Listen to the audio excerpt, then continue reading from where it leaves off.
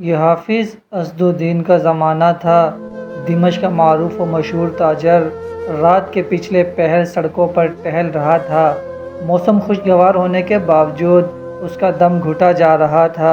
ڈاکٹروں کے مطابق اس کے پاس ہفتہ یا 10 دن سے زیادہ ٹائم نہیں تھا۔ دنیا کی ہر آسائش کے ہوتے ہوئے بے بسی کا یہ عالم تھا کہ ٹائم سے پہلے سب کچھ ختم ہوتا ہوا محسوس ہو رہا تھا۔ ملک کے ڈاکٹروں نے جواب دے دیا تھا۔ ایک ننھی سی امید تھی کہ امریکہ میں علاج ہو سکتا ہے، وہ بھی دم توڑ گئی جب وہاں کئی مہینے ٹیسٹ وغیرہ کروانے کے بعد سینئر ترین ڈاکٹر نے آخر کار ایک دن آ کر نرمی سے سمجھایا، آپ کے پاس ٹائم نہیں ہے، لہٰذا میرا مشورہ ہے اور عقل مندی یہی ہوگی کہ باقی کا قیمتی ٹائم اپنے بیوی بچوں کے ساتھ گزاریں۔ رات کے اس پہر بے خبری کے عالم میں نہ جانے کتنی دیر ٹہلتا رہا۔ اس کی سوچوں کا تسلسل تب ٹوٹا جب ٹہلتے ٹہلتے وہ ایک تنگ سے بے رونق پل پر پہنچ چکا تھا۔ سڑک پر دوسری طرف سٹریٹ لائٹ کے نیچے ایک خاتون کھڑی کسی آدمی سے گفتگو کر رہی تھی۔ 30 سال کے لگ بھگ خاتون کا انداز منت سماجت والا تھا، جبکہ بندہ کوئی اوباش قسم کا تھا جو کہ اس کی بات نہیں مان رہا تھا۔ اس کے چلنے کی رفتار خود بخود آہستہ ہو گئی۔ کانوں میں جب آواز پہنچنا شروع ہوئی تو خاتون کہہ رہی تھی، خدا کے لیے مجھے اتنے پیسوں کی ضرورت ہے، بچے بھوکے ہیں، میں تمہارے ساتھ چلنے کے لیے تیار ہوں۔ جبکہ وہ اوباش قسم کا بندہ اس خاتون کی قیمت آدھی سے بھی کم دینا چاہ رہا تھا، اور یہ کہ تمہاری اس سے بھی کم قیمت بنتی ہے بول رہا تھا۔ پھر وہ کندھے اچکاتا ہوا چل پڑا اور خاتون حسرت کی تصویر بنی کھڑی رہ گئی۔ وہ تھوڑا آگے جا کر مڑا اور خاتون کی طرف چل دیا۔ اسے نزدیک آتا دیکھ کر خاتون چوکنی ہو گئی، امید بھری نظروں سے قریب آتے کو دیکھنے لگی۔ نزدیک پہنچنے سے پہلے خاتون آگے بڑھی۔ اس کا انداز ایسا تھا کہ جیسے اپنے آپ سے زبردستی کر رہی ہو۔ اس نے قریب پہنچ کر سلام کیا۔ خاتون نے مصنوعی مسکراہٹ کے ساتھ جواب دیا اور ٹٹولتی نظروں سے دیکھا اور تھوڑا قریب ہوتے ہوئے معائنہ خیز انداز بنا کر پوچھا، کیا موڈ ہے؟ وہ پیچھے ہٹا اور نرمی سے کہا، نہیں ایسی کوئی بات نہیں ہے، دراصل میں نے ابھی گزرتے ہوئے تمہاری اس آدمی کے ساتھ تھوڑی سی گفتگو سنی ہے، مجھے بتاؤ میری بہن تمہارا کیا مسئلہ ہے؟ اس طرح پوچھنا تھا کہ خاتون جو مضبوط دکھائی دینے کی کوشش کر رہی تھی یک دم روحانسی ہو گئی، بولی، بھائی قسم ہے اس ذات کی جو ہماری گفتگو سن رہا ہے، میں اس ٹائپ کی عورت نہیں ہوں جو اس وقت گھر سے نکل کر سڑک پہ کسی کا انتظار کرے، مگر میں بہت مجبوری کے عالم میں اس وقت اس جگہ پہ ہوں۔ اسے لگا کسی نے اس کا دل مٹھی میں لے لیا ہو۔ اس نے مزید نرمی سے کہا، دلوں کا حال تو اللہ جانتا ہی ہے، بہن مجھے بتاؤ کیا بات ہے؟ بولی، میں ایک بیوہ عورت ہوں، میرے چھوٹے چھوٹے بچے ہیں، شوہر کو فوت ہوئے سال ہونے کو ہے۔ شروع میں تو پڑوسی رشتہ دار کچھ مدد وغیرہ کر دیتے تھے، پھر آہستہ آہستہ سب نے ہاتھ کھینچ لیا، گھر میں راشن نام کی کوئی چیز نہیں ہے، کرایہ دار کا صبر بھی ختم ہو گیا ہے، اس نے کل شام تک کی آخری مہلت دی ہے، اگر کرایہ نہ دیا تو سامان سمیٹ کر گھر سے نکال دے گا۔ میرے پاس اب اور کوئی چارہ نہیں رہا سوائے اپنے آپ کو۔ یہ کہتے ہوئے اس کی آواز بیٹھ گئی۔ اس نے بہت جلدی سے دوسری طرف مڑ کر بہانے سے اپنے آنسو صاف کیے، پھر مڑ کر جلدی سے بولا، بس بس ٹھیک ہے بہن، کوئی بات نہیں، اور اپنی جیبوں میں ہاتھ ڈالے تو پتہ چلا جیبوں میں جو رقم ہے وہ نہ ہونے کے برابر ہے، کیونکہ جس عالم میں وہ نکلا تھا اسے تو ہوش ہی نہیں تھا۔ اس نے خاتون سے کہا، فی الحال یہ رکھو، مجھے اپنا ایڈریس بتاؤ، فکر کرنے کی کوئی ضرورت نہیں ہے، اپنے گھر جاؤ، انشاءاللہ سب ٹھیک ہو جائے گا۔ خاتون بے یقینی کے انداز میں اس کی طرف دیکھ رہی تھی، جیسے سوچ رہی ہو کہ اس پہ بھروسہ کرے نہ کرے۔ اس نے پھر سے یقین دہانی کرائی کہ تم جاؤ اور ایڈریس بتا دو۔ بس اس نے آخر کار ایڈریس بتا دیا، پھر ایک طرف کو چل پڑی۔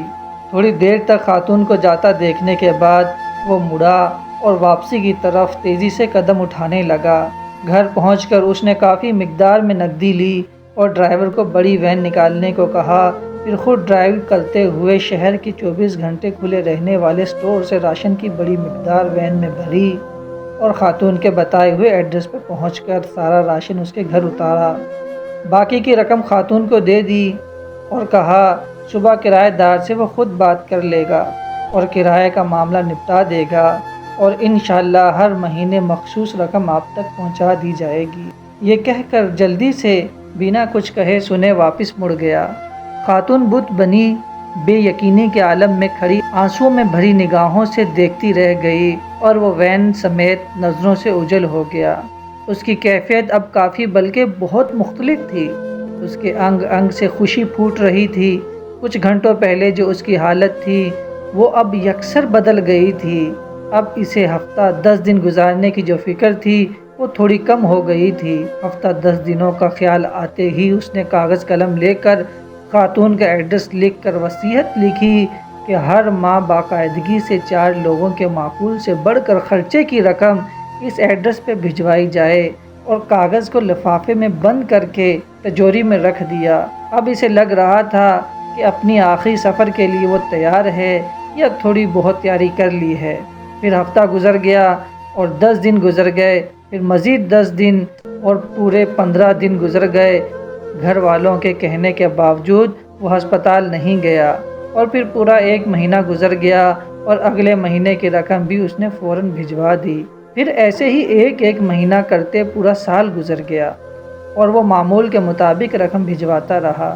پھر 5 سال، پھر 10 سال گزر گئے اور پھر پورے 20 سال گزر جانے کے بعد ایک رات وہ معمول کے مطابق تہجد کے لیے اٹھا، وضو کر کے تہجد شروع کی اور سجدے میں دعا کرتے کرتے اس کی سانس ختم ہو گئی۔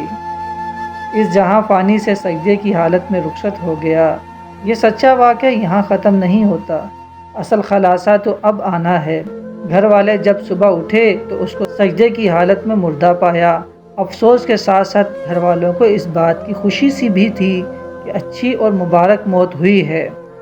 خیر، تکفین و تدفین اور دیگر انتظامات کے بعد اولاد کا تجوری اور وصیت کھولنے کا وقت آیا تو وہ بند لفافہ بھی نکل آیا جو کم از کم 20 سال پہلے کی تاریخ کا ان کے والد کے ہاتھ کا لکھا ہوا تھا، اور اس کا مطلب تھا کہ اس لکھے گئے ایڈریس پہ 20 سال سے رقم دی جا رہی ہے۔ لفافہ پڑھنے کے بعد ان کو پتہ چلا کہ والد صاحب کو فوت ہوئے 7 دن ہو گئے ہیں، جو کہ تکفین و تدفین اور رشتہ دار لوگوں کے ملنے ملانے میں نکل گئے ہیں، اور وصیت کے مطابق رقم کی ادائیگی 7 دن لیٹ ہو گئی ہے۔ رقم لے کر وہ لوگ اس ایڈریس پر پہنچے تو دروازہ کھٹکھٹانے پر ایک خاتون باہر آئی جو کہ اب 50 سے اوپر کی ہو چکی تھی۔ سلام دعا کے بعد تاجر کے بڑے لڑکے نے خاتون سے مؤدب انداز میں کہا، ہم آپ کو والد صاحب کی طرف سے جو ماہانہ مخصوص رقم ہے وہ دینے آئے ہیں اور معذرت چاہتے ہیں کہ رقم کی ادائیگی 7 دن لیٹ ہو گئی۔ وہ اصل میں خاتون جلدی سے بولی، ارے نہیں، کوئی بات نہیں، آپ کے والد صاحب کے ہم پر بہت احسانات ہیں، آپ لوگ میری طرف سے والد صاحب کو بہت بہت شکریہ بولیے گا اور انہیں بتائیے گا کہ ہم ہمیشہ انہیں دعاؤں میں یاد رکھتے ہیں اور رکھیں گے، اور میری طرف سے آداب کے ساتھ انہیں بتائیے گا کہ اب انہیں رقم بھیجنے کی ضرورت نہیں ہے۔ بیٹا حیرانگی سے بولا، اب کیوں نہیں ہے ضرورت رقم کی؟ خاتون نے خوشی کے آنسوں ملی آواز میں جواب دیا، اللہ کے فضل سے مہینہ پہلے میرے بڑے بیٹے کی ملازمت لگی تھی اور 7 دن پہلے ہی بیٹے کو اس کی پہلی تنخواہ ملی ہے۔ خاتون روانگی میں پتہ نہیں کیا کیا بولے چلے جا رہی تھی، جبکہ لڑکوں کے کانوں میں خاتون کا یہی جملہ اٹک کر رہ گیا، 7 دن پہلے ہی میرے بیٹے کو اس کی پہلی تنخواہ ملی ہے، 7 دن پہلے ہی میرے بیٹے کو اس کی پہلی تنخواہ ملی ہے۔ آپ صلی اللہ علیہ وسلم کا فرمان ہے، مفہوم رازداری میں کیا گیا صدقہ اللہ پاک کے غصے کو بجھاتا ہے۔ اس چینل کو سبسکرائب کر لیں تاکہ ہر آنے والی ویڈیو آپ تک بآسانی پہنچتی رہے۔ السلام علیکم۔